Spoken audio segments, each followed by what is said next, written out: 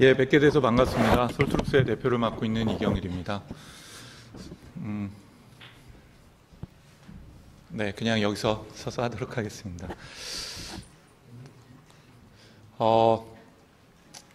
간단한 제 소개를 드리겠습니다. 저도 개발자 출신입니다.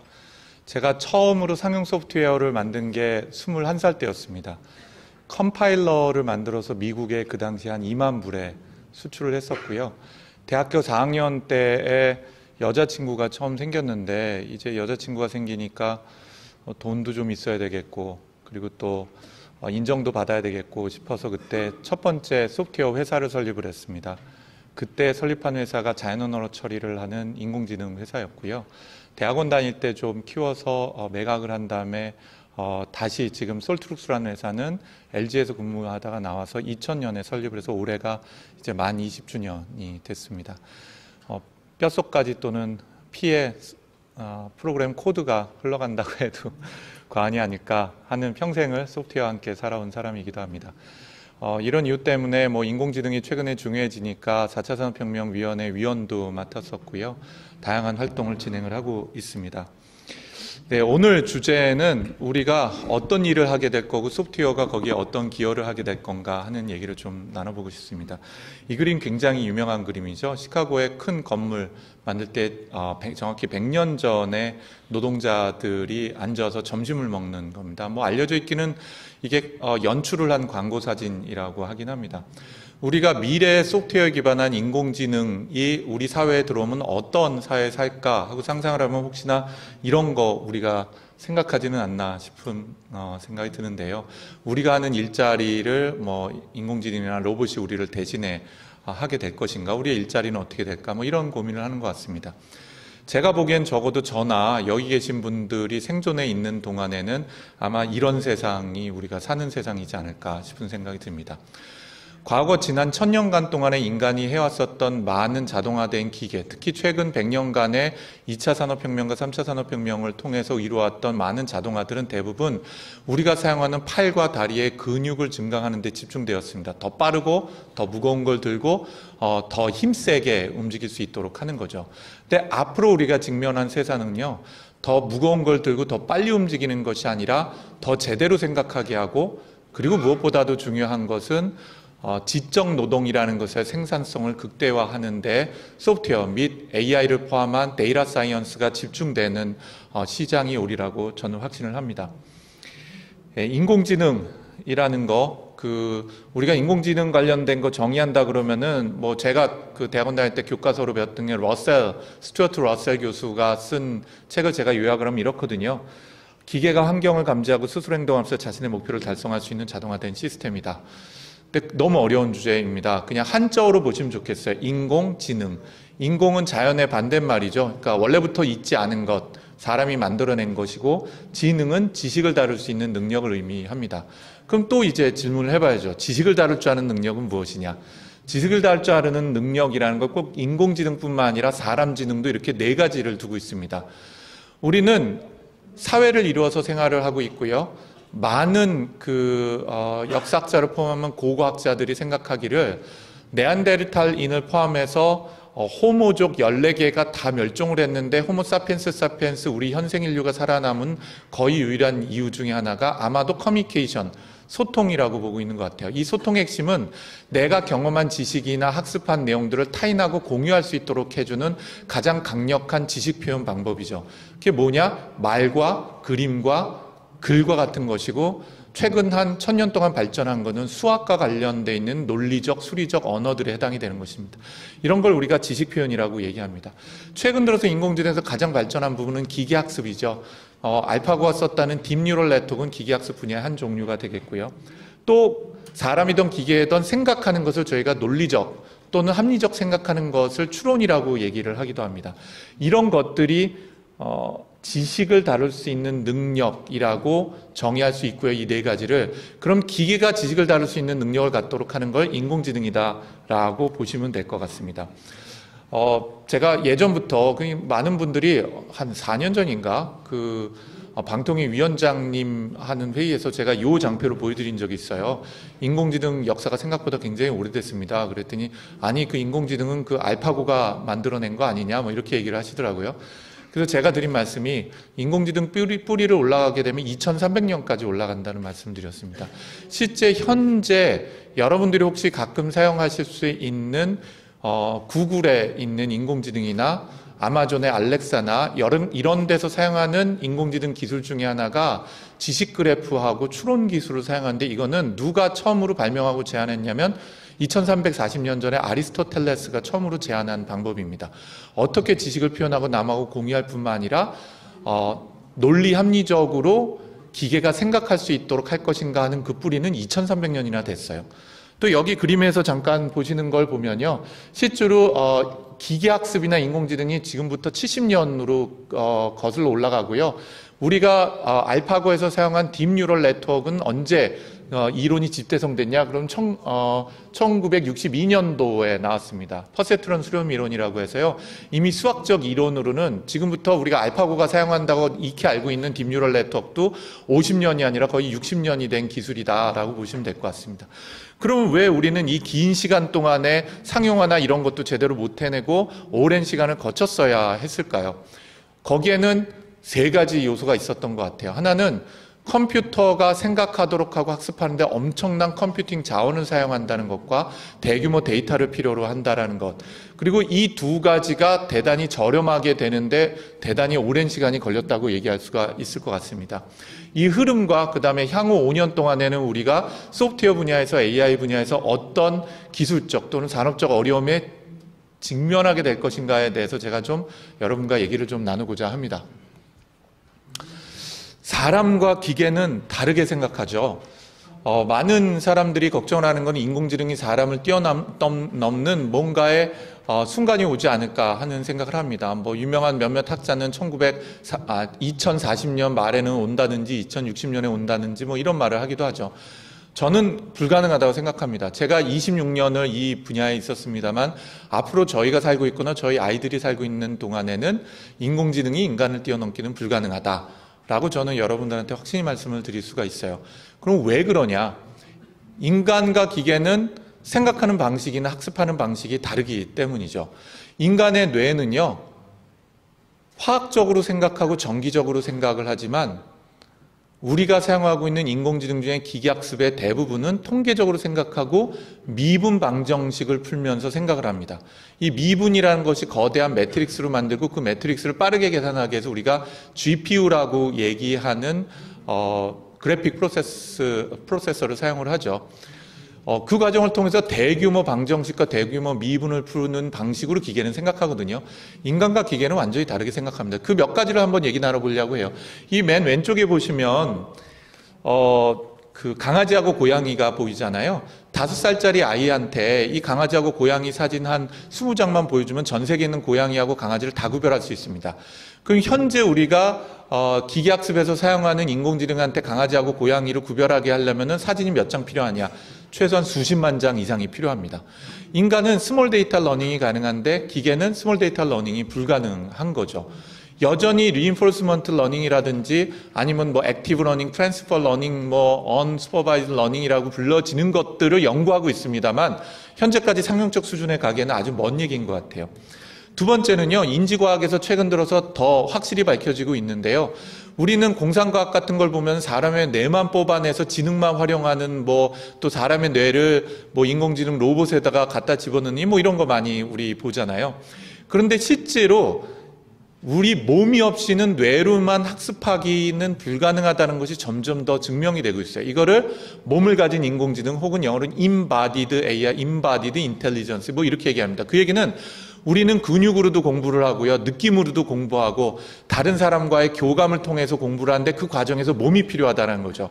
결국은 인간 수준의 지적 노동을 할 수 있는 수준이 되려면 몸이 필요하다는 걸 의미합니다.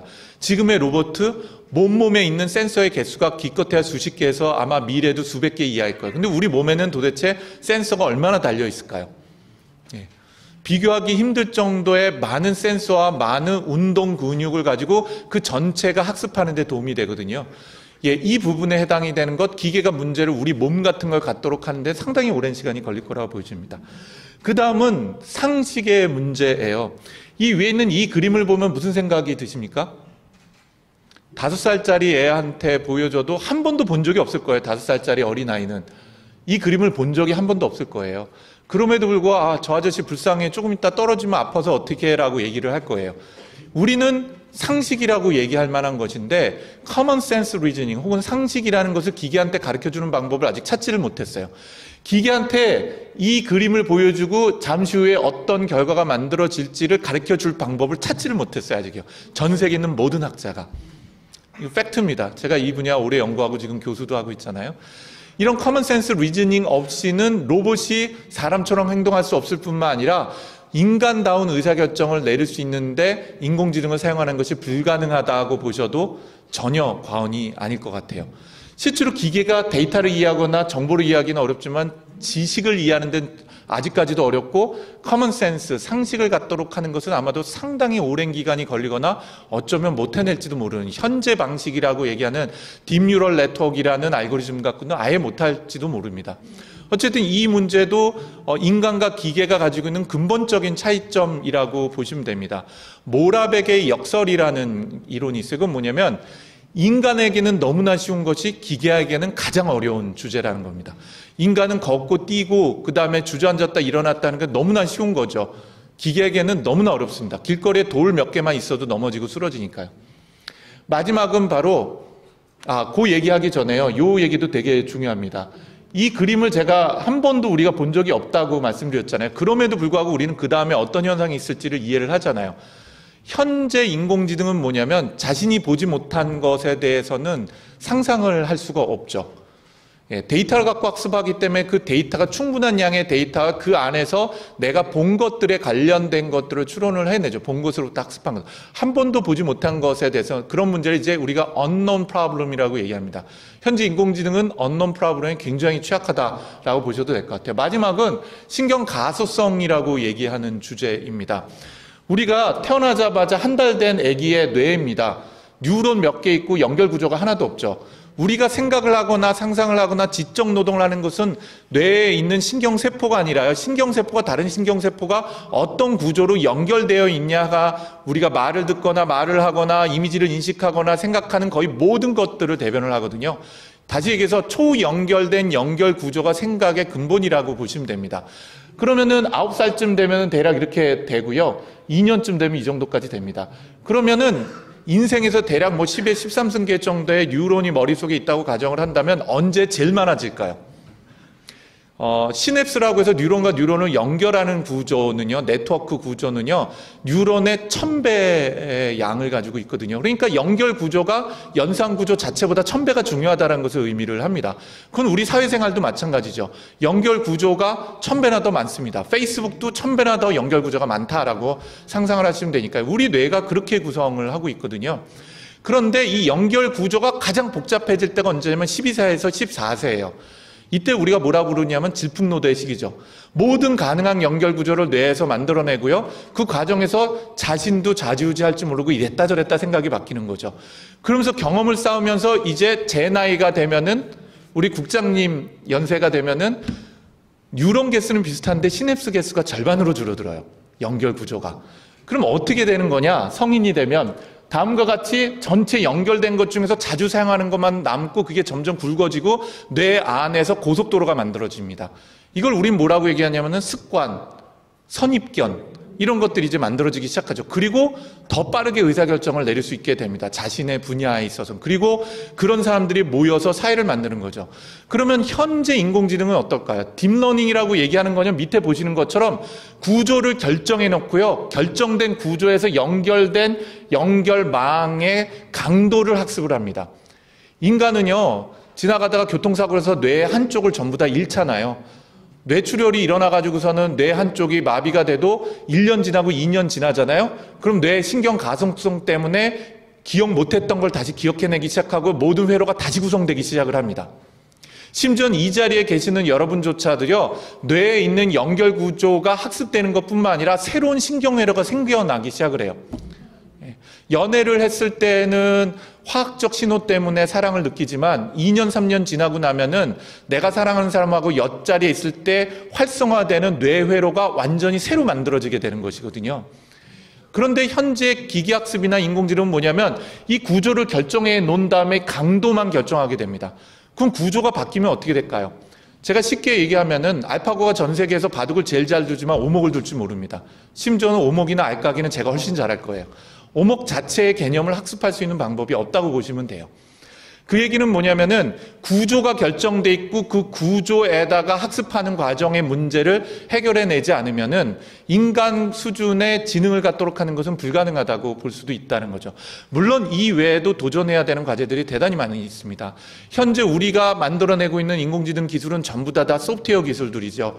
물론 하드웨어적으로도 접근하는 과정들이 있습니다. 우리 뇌같이 물리적인 신경망을 구성을 하겠다라고 하는 뉴로몰픽 칩 같은 경우도 있고요. 그 다음에 잘 아시는 것처럼 퀀텀 컴퓨팅이라서 양자 컴퓨터라고 부르고 있는 양자 중첩이라는 기술을 통해서 풀고자 하는 노력들도 있죠. 그럼에도 불구하고 아마도 향후 20, 30년간의 모든 인공지능과 관련된 것은 대규모 소프트웨어를 통해서 작동이 될 텐데 말씀드린 이러한 문제를 극복되기 전에는 기계가 인간을 뛰어넘는 건 불가능하다라고 저는 판단을 하고 제 이 얘기는 세계적인 구루들도 다 동의를 하려고 저는 확신을 합니다. 자, 이 문제가 저는 더 심각하고 크고 어려운 문제라고 생각을 합니다. E는 MC-자성 우리가 다 알고 있는 내용이죠. 예, 일반 상대성 이론 혹은 특수 상대성 이론이라고 우리가 배웠던 것들이죠. 에너지는 질량에 비례한다는 것입니다. 그러면 아인슈타인은 이걸 데이터를 통해서 배웠을까요? 아인슈타인은 실험을 단 한 번도 해본 적이 없습니다. 예. 심지어는 이 이론을 어떻게 도출했냐 보면 남이 만든 이론을 통해서 본인이 가설을 만들고 수학적인 모델을 검증하는 과정을 통해서 이론을 만들어냈지 데이터를 통해서 학습한 적이 단 한 번도 없어요. 심지어는 이 상대성 이론을 통해서 블랙홀이 존재할 것 같고 상대성 이론을 통해서 아마도 여러분 잘 아시는 것처럼 빅뱅이라고 해서 한 점에서 폭발이 일어났을 거라고 상상을 하게 되고 그걸 이론적으로 검증을 하고 이제 바이아우로 그 데이터를 검증을 하죠. 위쪽에 있는 사진은요, 이 사진 아마 다 아실 거예요. 우주 배경 복사라고 해서 빅뱅 후에 우주 전체에 퍼져 있는 온도를 측정을 한 겁니다. 상대성 이론을 검증하기 위한 데이터를 찾아내는데 100년이 걸렸어요. 오른쪽에 보시는 이거는 잘 아시는 것처럼 올 봄에 발견된 블랙홀 사진이죠. 이것도 사진이라고 봐야 될 것 같은데 이것도 먼저 모델이 만들어지고 이론이 만들어지고 나서 그 다음에 그거를 검증할 수 있는 데이터를 찾았죠. 기계가 이걸 어떻게 가능하도록 할까요? 지금 이 기계는 대규모 데이터를 입력해 놓고 나면은 그걸 통해서 이런 모델을 만들어내는 것을 시도하는데 거꾸로 모델을 통해서 데이터를 만들어내는 것이 가능할까요? 정리해보면 이렇습니다. 사람과 기계는 모두 데이터나 정보를 통해서 배울 수 있죠. 그러면은 몸이나 근육을 통해서 기계가 배울 방법이 있어야 합니다. 그리고 상황이 연결되어 있는 컨텍스트, 다시 얘기해서 연속된 상황적 경험을 통해서도 배울 수가 있어야 되고요. 이런 것들이 심볼릭 날리지라고 합니다. 수학이나 논리학과 관련된 것들. 그 다음 복잡한 추론, 연역적 추론과 기업적 추론을 동시에 가능하도록 할 수 있는 방법을 찾아내야 되는데 지금의 기계학습은 귀납적 추론이라는 것만 가능해요. 많은 데이터를 통해서 우리가 이해할 수 없는 모델을 만들어내는 방법인 거죠. 여기에다가 아까도 말씀을 하셨는데요. 실제로 기계학습이 가지고 있는 큰 문제점들이 있습니다. 도전 과제들이. 왼쪽에 보이는 이 그림이요. 잠시만요. 예. 앵무새죠. 그 몇백만 장의 사진을 줘서 앵무새라고 인식을 합니다. 그럼 인공지능이 97.3%로 이 그림을 보고 앵무새라고 인식을 해요. 그런데 보시는 것 같은 화이트 노이즈를 만들어가지고 이 화이트 노이즈를 굉장히 약하게 해서 두 가지 사진을 섞었어요. 그러니까 이 사진이 똑같이 보이지만 사실은 굉장히 이런 화이트 노이즈가 섞여 있는 사진이거든요. 눈에 보이지 않는. 그런데 이 사진을 기계한테 주면은 얘가 88.9%로 북케이스, 책장이라고 인식을 합니다. 왜 이렇게 인식하는지 사람은 알 수가 없어요. 왜냐? 현재 인공지능은 블랙박스 머신러닝이라고 얘기해서요. 그냥 박스 안에서 수많은 벡터 연산과 미분을 풀어가지고 나온 숫자 덩어리일 뿐이거든요. 그럼 그 숫자 덩어리를 통해서 이렇게 해킹을 하고 나면 엉뚱한 결과값을 내는데 그러면 기계 보고 너 이게 말도 안 되잖아. 이게 어떻게 책장이야? 라고 물어봐도 내가 보기엔 책장인데 라고 대답하는 겁니다. 이걸 뭐라고 얘기하면은 인공지능이 현재 가지고 있는 특히 기계학습이 가지고 있는 설명 불가능성 또는 블랙박스 러닝이라고 얘기를 하는 부분입니다. 마찬가지예요. 여기 보시는 것처럼 돼지에다가 섞으면은 뭐 에어라이너라고 얘기하고 자이언트 팬다에다가 섞었더니 카푸친이라는 결과가 나오기도 합니다. 도대체 얘가 왜 이 결과에 나오는지도 우리가 알지도 못하는데, 이 문제가 뭐냐면 바로 지금 기계학습하는 거는 우리 인간처럼 자기가 학습한 걸 설명 불가능하고요. 많이 학습을 해서 수백만 전의 사진을 갖고 학습한 모델이 만들어지면 사진을 하나를 보여줘요. 그러면 고양이 1 확신값이나 확률값이 0.93이라는 걸로 그냥 끝나는 거예요. 자율주행 자동차에 쓰는 이 딥뉴럴 네트워크도 똑같습니다. 그냥 앞에 사람이 99.9%로 사람이 지나가고 있어요. 근데 그 사람에다 스티커 몇 개 붙여놓으면 사람이 아니라 강아지로 인식을 하게 되는 거죠. 이 문제 어떻게 풀 수 있겠냐. 자율주행 자동차만 보더라도 이 스탑 사인에다가 몇 개 스티커만 붙이면 이게 스탑으로 안 보입니다. 사람은 보이는데. 똑같은 문제라고 보시면 될 것 같아요. 이 문제는 결국은 인공지능의 responsibility, 즉 인공지능이 어떤 의사결정을 냈을 때 그걸 책임을 지도록 할 것인가 하는 것하고 trustability, 다시 얘기해서 신뢰성을 인공지능의 결과물로 사용하도록 하는데 한계를 만들고 있는 거죠. 지금 우리가 알파고가 뭐 사람을 이기고 바둑을 이긴다고 하고 뭐 이미지 인식하는 것에서 사람을 뛰어넘는다고 하더라도 중요한 건 이겁니다. 사람을 넘어간다고 하는 것이 일부 단위적으로 있다고 하더라도 그걸 믿을 수 있겠냐는 거예요. 그리고 어떤 이유로 그걸 믿을 수 있냐는 거죠. 거기에 오류가 생겼을 때 그 오류를 검증할 방법이 있냐? 현재 없습니다. 그래서 지금 대한민국 과기정통부에서 작년부터 재작년에 기획해서 시작을 했었던 것도 그렇고 전 세계에서 가장 큰 연구 분야 중에 하나가 바로 설명 가능한 인공지능을 만들어내겠다는 거예요. 설명 가능한 인공지능은 고양이를 이렇게 보여주면 지금은 이게 왜 고양이야? 이유가 뭐야? 그러면 그냥 93%로 고양이이기 때문이에요. 근데 그게 아니라 고양이 귀를 가지고 있고 털이 나 있고 고양이 수염을 가지고 목소리가 야옹이야 라고 설명해 줄 수, 우리 5살짜리 아이한테 고양이를 보여주면서 이게 왜 고양이라고 물었을 때 대답을 해줄 수 있는 방법을 찾아내야 됩니다. 현재 대단히 초창기적인 방법이고 이 문제가 해결되지 않으면 인공지능을 중요한 문제에 사용을 할 수가 없어요. 왜냐? 이 결정 내린 것에 대한 근거나 이유를 이해할 수가 없기 때문이기도 합니다. 그래서 1세대 인공지능이라고 얘기하는 것은 보시는 것처럼 1990년대부터 2010년까지 논리 표현이나 지식 표현이나 뭐 이런 것들의 중심이었다면 최근 2세대 인공지능이라는 건 기계학습과 딥러닝과 인지 모델 예측이에요. 음성 인식이나 뭐 음성 합성, 이미지 인식 이런 거죠. 이런 것들을 인지 모델이라고 합니다. 이런 게 강한 것은 인지를 하거나 학습을 하는데 굉장히 강한 것이죠. 그 향후 인공지능은 어떻게 발전돼야 될 거냐? 이거는 제 얘기가 아니라 미국에서 가장 큰 연구하는 펀딩을 하고 있는 기관 중에 하나죠. 국방성 DOD 밑에 있는 DARPA라는 데에서는 이걸 3세대 인공지능이라고 얘기해요. 이 3세대 인공지능은 뭐냐면 포스트 딥러닝이라고도 얘기합니다.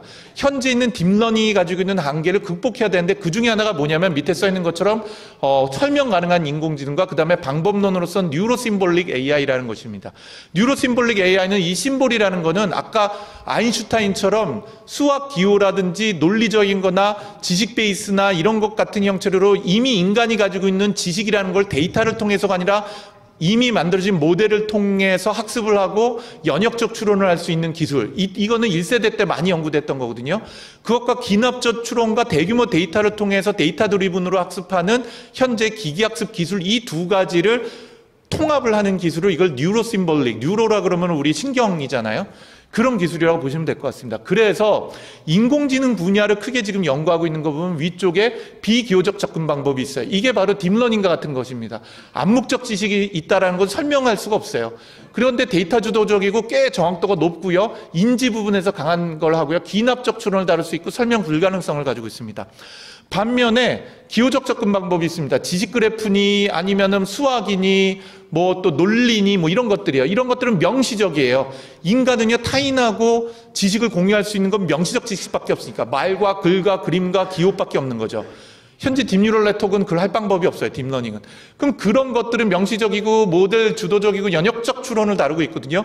이 두 가지를 합치는 방식이 향후에 우리가 인공지능 분야에서 향후 5년 동안에 굉장히 중요한 주제라고 볼 수가 있습니다. 다시 얘기해서 사람이 학습했던 결과를 기계가 학습할 수 있도록 할 수 있어야 되고 기계가 학습한 것을 사람에게 설명 가능한 형태가 돼야 된다는 거죠. 거기에는 완전히 다른 접근 방법과 다른 고민이 필요하고 이게 현재 전 세계에서 가장 핫한 주제라고 말씀을 드릴 수가 있겠습니다. 이런 인공지능 분야에서 또 굉장히 큰 도전 과제는 바로 데이터의 규모와 품질이 되겠습니다. 현재 웬만한 인공지능 프로젝트에 보면요, 그 프로젝트 예산이 60%가 데이터를 가공하는 데 들어갑니다. 왜냐?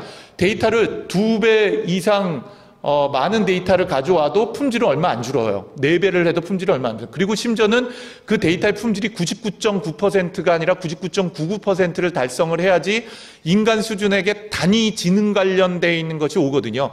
근데 이 비용이 지금 산업적 경제성이 없어요. 산업적 경제성이. 현재 딥러닝이나 인공지능 회사 중에서 저희 회사를 빼고 저희 회사는 그걸로 돈을 벌고 있습니다. 저희 회사는 10년 동안에 인공지능 20년 동안 해오면서 저희가 한 300억 원을 투자를 했는데 그게 저희가 다 벌어서 투자했거든요. 또 물론 엑소브레인과 같은 국가 사업을 해가면서도 연구개발을 했고 오픈 이노베이션도 했지만 대학들 산학연 협력도 참 많이 했습니다. 그렇지만 예를 들자면요, 전 세계에서 가장 영향력이 있는 인공지능 회사가 어디냐? 그럼 딥마인드라고 부르는 구글의 자회사가 있습니다. 알파고 만든. 이 회사가 지난 7년 동안의 누적 적자가 얼마냐? 2조 원입니다. 작년도 한 해의 적자가 7천억이 넘었어요. 거의 8천억에 가깝습니다. 몇백 명 되지도 않아요, 인원이. 근데 그 많은 적자를 내고 돈을 못 벌고 있는 거죠. 그 얘기는 뒤쪽에 가서 산업 부분에 잠깐 말씀을 드리도록 하겠습니다. 그런데 그 경제성을 AI가 가지고 있지 못한 부분을 넘어설 방법을 찾아야 되는데 그 경제성의 핵심이 딱 2가지입니다. 첫 번째, 데이터를 만들고 생산하는데 돈이 어마어마하게 들어요. 다행히 과기정통부에서 올해 하고 내년에도 있으리라고 제가 알고 있는데 데이터 바우처 제도라는 걸 통해서 정부에서 지금 마중물을 주고 있습니다. 정말 대단한 제도인 것 같아요. 인공지능을 산업적으로 시범 서비스나 아니면은 뭔가 새로운 시도를 해보고 싶은데 그 데이터가 없다. 그러면 정부가 마중물을 넣어주는 형태가 데이터 바우처 제도거든요. 과기정통부에서 지원하는. 이렇게 데이터가 우리 발목을 잡고 있죠. 현재 데이터 3법조차도 지금 국회에서 발목을 잡고 있는 것처럼 결국 이 데이터 문제에 해당이 되는 것이 경제성 문제의 거의 절반 이상을 차지합니다. 나머지 절반은 뭐냐? GPU를 사용하는 가격이에요. 아까 말씀드린. 이 GPU라는 것을 저희만 회사만 하더라도 뭐 GPU 가격 때문에 아주 허리가 휠 정도입니다. 네, 엔비디아는 그거 덕분에 또 떼돈을 벌고 있겠죠. 여하간에 이 2가지 문제를 해결해야 되는데 제가 또 반가운 소식은 과기정통부에서 내년도에 이 GPU를 여기 계신 분들이 사용할 수 있도록 하는 프로그램을 만들었다는 얘기를 제가 들었습니다. 심지어는 AI 바우처 제도라는 것을 검토를 해서 소프트웨어 기업들과 실제 이런 기술들을 사용할 수 있는 수요자들을 연결해주는 정책을 고민하고 계신다는 얘기를 제가 들었습니다. 꼭 그것이 중요한 정책으로서 발의가 잘 되기를 기대를 하겠습니다. 그럼 왜 이 데이터를 만드는데 돈이 드냐? 데이터를 수집하고 저장 관리하고 정제하고 변환하고 학습 분석할 수 있는 데이터를 변환하고 최적화하고 하는 과정을 수십 번을 반복을 1년 내내 해야 되는 거예요. 결국은 데이터 비용만 60% 이상이 든다고 봐도 과언이 아니라고 보시면 될 것 같습니다. 아까 말씀드렸었던 이 스몰 데이터 러닝을 할 수 있던, 지금 빅데이터 러닝이니까 그거를 조그만 더 작은 데이터처럼 인간처럼 20장은 아니어도 2000장만 줘도 개랑 고양이를 구별할 수 있으면 좋겠거든요. 그걸 노력하기 위한 방법이 트랜스퍼 러닝이라고 하거나 뭐 리인포스먼트, 액티브 러닝 같은 인데 아직 갈 길이 멉니다. 지금 여태까지 하고 있는 건 전부 다 사람이 일일이 기계한테 데이터를 가르쳐줘야 돼요. 자, 봐봐, 이건 사람이야. 봐봐, 이건 강아지야. 라고 사람 손으로 태깅을 달아줘야 돼요. 일일이. 그 돈이 어마어마하게 들거든요. 근데 그렇지 않도록 하려고 하는 건 지금 갈 길이 어마어마하게 멉니다. 2016년 기준으로 여기까지는 올라와야지 상용화가 가능한 건데 이게 2025년이 될지 2030년이 될지 아직 갈 길이 멀다는 거죠. 그리고 이 문제를 하기 위해서 기계하고 사람이 학습을 같이 할 방법은 없을까 하는 것이 바로 액티브 러닝입니다. 액티브 러닝이라는 기술은 뭐냐면요, 사람도 우리 중학교, 고등학교 때 시험 공부할 때 틀리면은 틀린 거 자꾸 틀리잖아요. 그럼 틀린 문제만 모아가지고서는 오답 노트를 만들고 그것만 열심히 공부하면 성적이 더 잘 올라가지 않겠습니까? 인공지능에게도 똑같이 한 번 적은 데이터로 학습한 다음에 얘가 틀린 것만 골라갖고 틀린 것만 드립다 자꾸 학습을 시키는 거예요. 그러면 전체 분량의 데이터의 30%만 갖고도 실제 100% 데이터 분량하고 동일한 품질을 낼 수 있도록 하는 방법이 액티브 러닝이거든요. 결국은 이런 액티브 러닝 방법하고 트랜스퍼 러닝 방식 같은 것들을 어떻게 상용 수준으로 끌어올리냐 하는 것도 인공지능 기술의 큰 발전의 주제라고 말씀드릴 수가 있겠습니다. 실제로 앞으로 기술이 어떻게 발전될 거냐, 뭐 이미 다 알고 계신 것처럼 음성인식에서 멀티모달리티, 말과 글과 눈으로 보는 거 한 번에 학습하는 기술, 클라우드 컴퓨팅에서 클라우드 AI 쪽에서 엣지 AI, 단말 쪽에서 직접 학습하는 걸 의미합니다. 커넥티비티부터는 콜래보레이션, 다시 해서 기계하고 기계가 협업하는 이 기술도 벌써 한 40년 된 기술이에요. 멀티 에이전트 기술이라고 얘기하는 개인화보다는 프로액티브, 능동적으로 움직여가는 것, 기능적으로 이미지 인식을 하거나 기능적으로 음성 인식하는 게 아니라 감성을 인지할 수 있도록 하면서 사람과 교감할 수 있도록 하는 것. 마지막으로는 뭐 인공지능 자동차니 뭐니 뭐 이렇게 또는 인공지능 냉장고니 이런 것이 아니라 로봇과 관련된 것이 언제가 될지 모르겠지만 30년, 40년 후에는 중요한 산업이 되겠죠. 왜냐? 집에 로봇이 있으면 로봇한테 손빨래 시키면 되잖아요. 집에 로봇이 있으면 로봇한테 쓰레받기지하고 뭐 주고 청소하라고 하고 뭐 걸레 빨아갖고 걸레질하도록 시키면 되지 않겠습니까? 궁극적으로는 아마 지능이라는 것이 몸을 갖도록 하는 형태로 발전을 해 나가게 되겠죠. 자, 이제 저한테 1분밖에 없는데요. 2분 만에 어떤 산업에 대한 중점적인 얘기만 잠깐 하고 넘어가도록 하겠습니다. 지난 140년간의 미국의 1인당 GDP를 보잖아요. 그럼 대략 한 15배, 지난 100년간을 보면 1인당 실질 GDP가 10배가 증가가 됐습니다. 그 얘기는 뭐냐면 진짜 10배 맛있는 걸 먹고 10배 많이 먹고 있고 10배 옷을 잘 입는다는 걸 보면 됩니다. 제가 어디 굉장히 중요한 VIP들 오시는데 초청을 받아서 간 적이 있어요. 이게 부부 동반으로 뱅킷이라는 거 만찬을 하는 건데 제 아내 보고 가자 그랬더니 제 아내가 저를 손을 끌고 가더니 옷장을 열더니 저를 물끄러미 쳐다보는 거예요. 무슨 얘기인지 아시겠죠? 입을 옷이 없어서 못 가겠다고 제 아내가. 근데 제 아내 옷장을 보니까 한 20벌 정도는 있어 보였거든요. 그래서 아무거나 입고 가라 그랬더니 그건 못 입는데요, 올해는. 이렇게 우리는 제 5대조 할아버지는 평생 3, 4벌을 기어 입고 사셨을 것 같은데 정말 풍요로운 삶을 살고 있거든요. 10배 이상. 이 과정 중에서 그레이트 디프레션이 있는 이 계기를 빼고 지속적으로 발전을 해왔습니다. 이거는 지난 100년간 미국의 실질 실업률이에요. 실질 실업률이 대공황을 제외하고는 거의 없거든요. 그러면 언제 실업률이 떨어졌냐? 전쟁이 났을 때 실업률이 떨어지고요. 어울시역이나 금융위기 갔을 때 실업률이 올라갑니다. 이게 무슨 산업혁명하고 관련이 있다는 아무런 근거가 없어요. 2차 산업혁명이 1990년부터 1993년 사이에 있었고요. 3차 산업혁명이라고 얘기하는 컴퓨터나 인터넷이 90년부터 2000년 사이에 있었잖아요. 80년부터 2000년 사이에 있었잖아요. 아무 연관성이 없습니다. 그런데 여기에 엄청난 영향을 준 게 어디냐? 바로 주당 근무 시간이에요. 놀랍게도 제가 이 데이터를 가져다 그림을 그려봤더니 통계청에서 미국 통계청에 가서 이게 미국입니다. 100년 전에 주당 근무 시간이 60시간이었거든요. 근데 2차 산업혁명 말미에 출렁이더니 뚝 떨어져서 쭉 가더니 3차 산업혁명이 80년, 90년대, 2000년 초반 되니까 또 뚝 하고 떨어집니다. 34시간 정도로. 만약에 정말 4차 산업혁명이 있고 인공지능이 우리의 삶을 혁신을 한다면 어떻게 될까요? 저는 아마도 저희 아이들이 저희 나이가 됐을 땐 이렇게 되지 않을까 확신을 합니다. 그런데 우리한테 정말 심각한 문제가 있어요. 대통령께도 보셨던 이 문제입니다. 이 시기에. 2050년도에 우리나라 인구 분포거든요. 제가 80세가 넘어갔을 때일 텐데 80세라고 친다면 여기 60세부터 80대의 나이가 20대부터 40대 나이를 있는 인구의 3배예요. 이거 어떻게 먹여 살리죠? 어떻게 GDP를 지속적으로 유지하죠? 내수의 문제뿐만 아니라 생산을 어떻게 감당할 수 있죠? 아마도 우리 세대 때 했었던 게 근육 증강이에요. 공장 자동화라고 공장에서 컨베어 벨트 나가고 로봇팔 있고 자동차 타고 다니면서 속도를 가속화하고 땅의 길이를 줄일 수 있었다면 앞으로는 어떻게 될까요? 저는 저희 아이들 세대는 지능이 증강되는 세대라고 저는 믿습니다. 그 얘기가 바로 소프트웨어 인공지능을 통해서 우리가 일주일 걸려서 해야 되는 지적 노동이라는 것을 1시간 만에 해낼 수 있는 것. 다시 얘기해서 시간을 압축할 수 있도록 하는 타임머신처럼 이 압축할 수 있도록 하는 지적 노동의 핵심 부분에 바로 소프트웨어가 인공지능이 그 세상을 만들어가는 중심일 거라는데 저는 의심의 여지를 가지고 있지 않습니다. 네, 뒤쪽에 혹시 자료를 나중에 보신다 그러면요. 이건 제가 욕심을 내서 장표를 너무 많이 가져왔는데 앞으로 사회는 어떻게 될까? 아마도 우리가 과거 20년이 디지털 트랜스포메이션, 디지털화를 왔다면 앞으로의 20, 30년은 인공지능화, AI 트랜스포메이션 하는 세상을 살 것 같아요.